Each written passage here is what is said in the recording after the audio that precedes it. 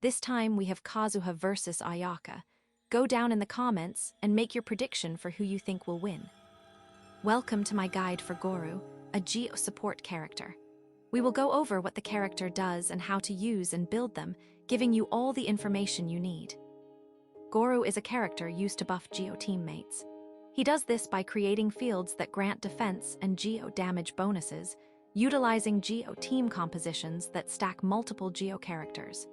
You use him by casting his skill and burst before swapping to your main Geo DPS so that they receive his buffs while dealing damage.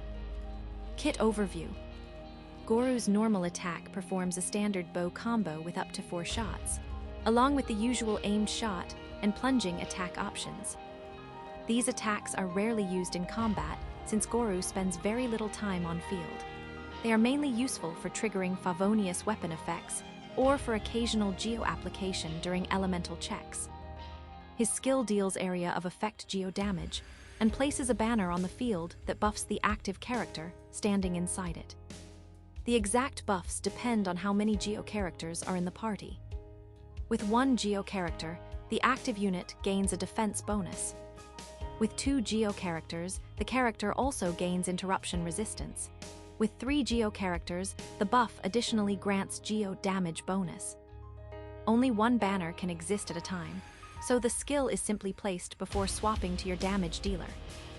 The burst deals area of effect Geo damage and creates a field that follows the active character while applying the same buffs as the skill. This removes the positioning restriction from the banner and lets your DPS move freely while keeping the buffs. The burst also periodically deals Geo damage and pulls nearby crystallized shards to the active character, which helps maintain shields for Geo resonance. His Ascension 1 passive increases the entire party's defense by 25% for 12 seconds after using the burst. This adds another layer to his defense buffing and strengthens characters that scale with defense. The Ascension 4 passive increases the damage of his skill and burst based on his defense. The increase is modest and mainly acts as a small personal damage boost rather than something that changes how he is played. His utility passive reduces the Mora cost when crafting bow weapons, which is helpful but does not affect combat. For leveling priority, you focus on the skill first, since it controls the strength of his buffs. The burst comes second, but can stay at a low level because Gorou's personal damage is very small. The normal attack is not worth leveling. Character evaluation. Gorou's main limitation is his extremely low personal damage and his dependence on Geo teams.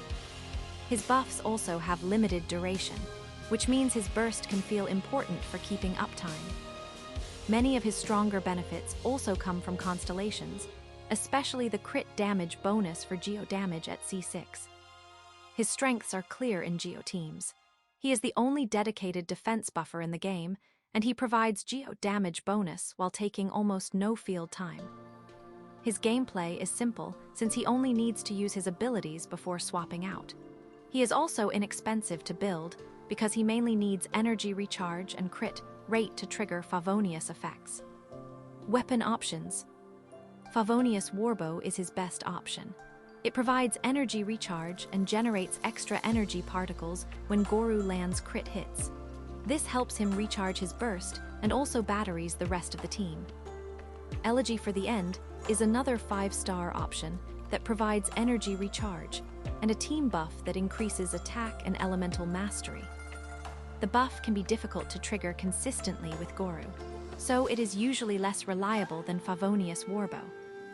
Scion of the Blazing Sun is a battle pass bow that provides crit rate and extra damage from aimed shots. Gorou does not benefit much from the damage effect, but the crit rate helps trigger Favonius-style effects if you are not using that weapon. Sacrificial Bow is a strong 4-star option because it can reset the skill cooldown, allowing Gorou to generate additional Geo particles for the team.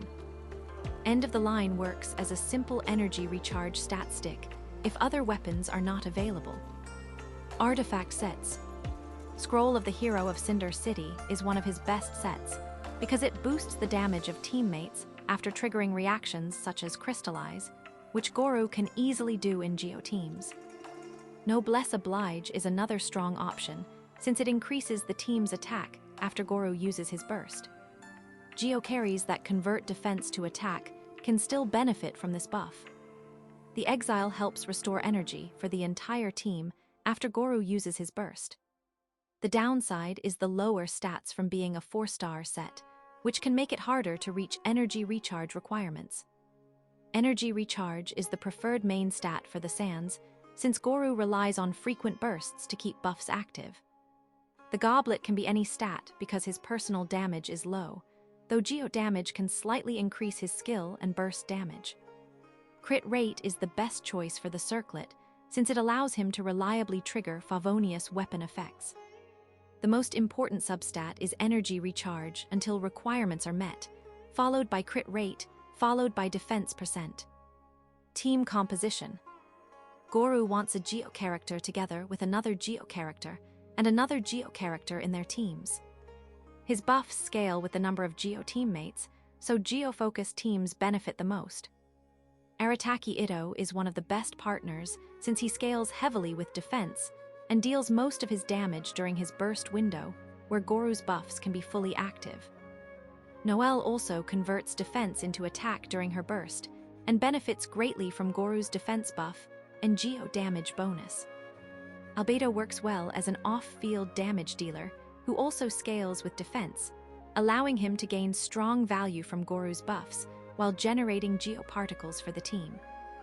Shiori adds additional off-field Geo damage and fits naturally into Geo teams that Gorou supports. Zhongli provides strong shielding and Geo resonance while also lowering enemy resistance, which further increases the damage of Geo carries. Yun Jin can increase normal attack damage for certain Geo carries, adding another layer of buffs to the team. Geo Traveler offers additional Geo particle generation and constructs that help maintain Geo resonance. A classic example team is Gorou with Itto, Albedo, and Zhongli. Gorou provides the buffs, Itto acts as the main damage dealer, Albedo supplies consistent off-field damage, and Zhongli maintains shielding and resistance reduction. Gorou gains more from C6 than from weapon upgrades, so you should go for C6 before prioritizing weapon refinements. Final thoughts. Should you get Gorou?